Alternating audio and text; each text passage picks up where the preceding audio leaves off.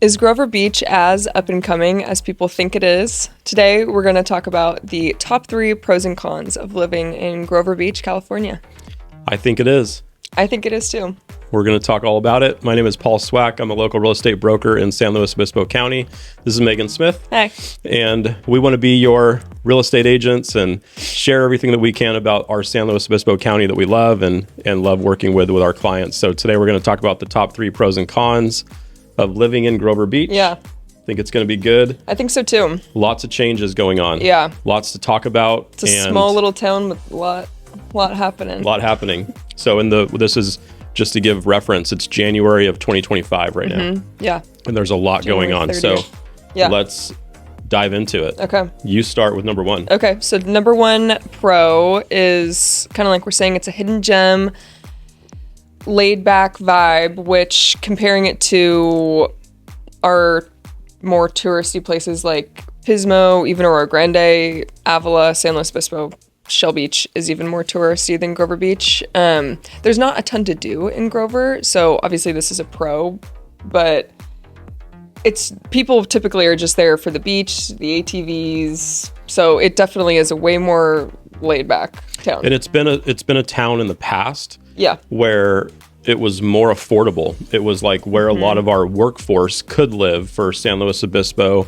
Maybe something in Pismo Beach was, $1.2 million, but you could still get like a really nice house in Grover Beach for $650. Yeah, right at the water. $500,000, right. That has continued to go up, which is going to be one of our cons. But, ultimately Grover Beach is more of a neighborhood, right? Yeah. It's got, you have Grand Avenue that runs through Grover Beach all the way to the end of the ocean. But, it is a little bit more of a hidden gem in the sense that you're not downtown Pismo, where in the summer times you do have 100,000 plus people on a weekend here visiting. Totally. And you can still get to Grover pretty easy off the freeways. You can go home, you can have your normal life. And you can stay home and not a lot's going on, but then you can go in where there's so much happening downtown Pismo. Yeah, exactly. Exactly. So pro, depending on how you look at it. Are we going to do another pro or a con? Whatever you want. Okay, I'm going to go into a con. Okay. So we'll go back and forth. I'll be the bad guy today.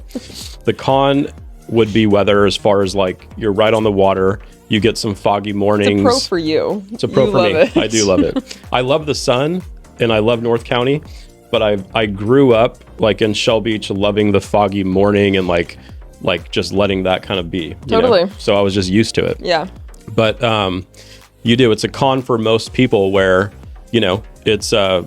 it kind of the marine layer can stick around some mornings or, possibly certain times of the year where you don't even see the sun. Not at all. Like this morning, it's fully gray outside. We're in Pismo. But Yep, it's gray, but you can see the ocean from the office. Yep, and it was sunny this morning, so it'll probably break through again. But it's always depending on the day. Yeah. Time of year. Yeah. But it could be a con for a lot of people where, in Paso Robles right now is probably really nice. Totally. So you could get maybe seasonal depression or just however that affects you. So. Yep. Yeah. Okay. Let's go back to a pro. Okay, number 2 pro is best of both worlds, getting like the beach and the dunes. So Grover Beach is the only beach in California that you can drive onto.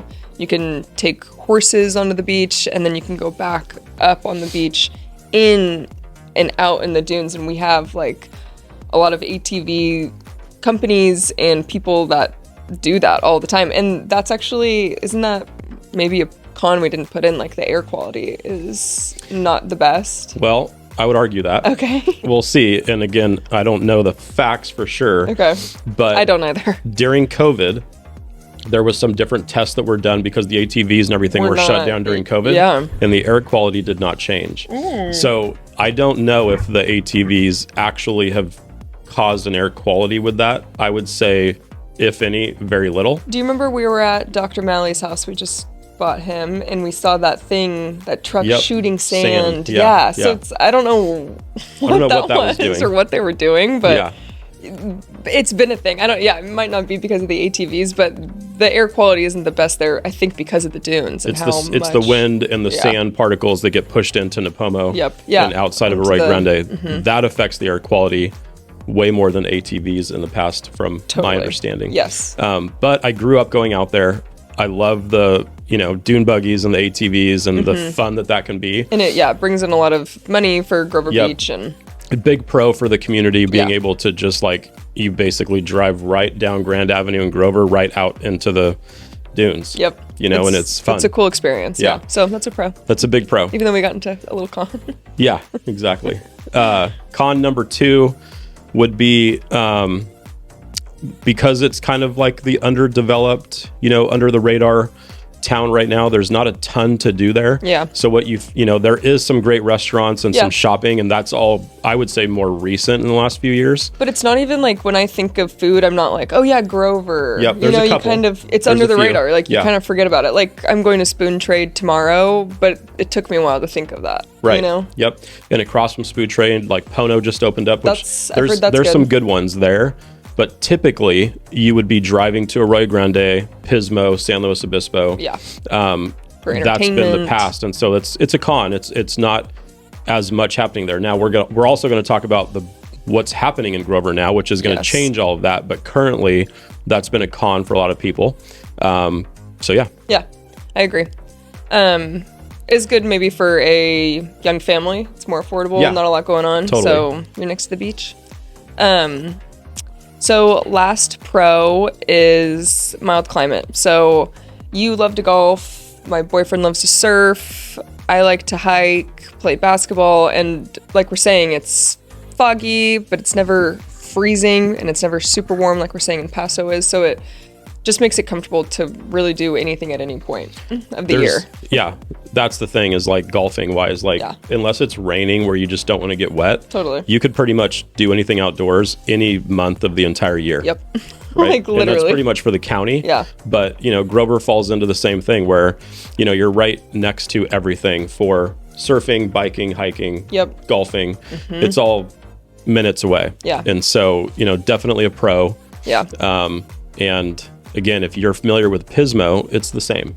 Totally. It's the same. Yeah, my stepmom, she rides horses and she rides them on Pismo and in Grover.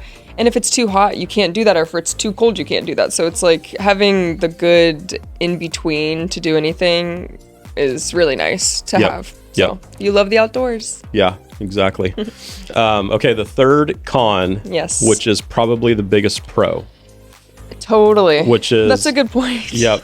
It's a town in transition. So what that means is right now, I mean, if you were to drive down, again, this is January 2025, if you're on 4th Street and Grand Avenue, which is one of the major cross sections closer to the beach, you'll see these, big 3-4 story buildings going in that are kind of like a luxury high rise with residential individually sold condos and commercial on the bottom. That's going to be shopping, restaurants. There's 2 going up. There's more to come. It's going to be a big development. I've heard from a couple local commercial brokers that this is like the first redevelopment of like a beach community in like decades. Yeah, you said it's going to kind of emulate Huntington. Yeah, like Huntington Beach has like the downtown, the bigger buildings, commercial on the bottom.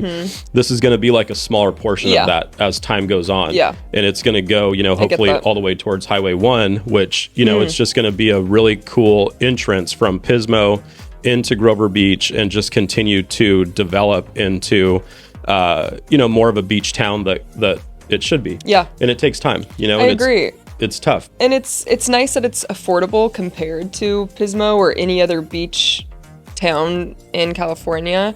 But since it is the more rundown city in Oceano as well, especially in the 5 county, cities. Right. Yeah.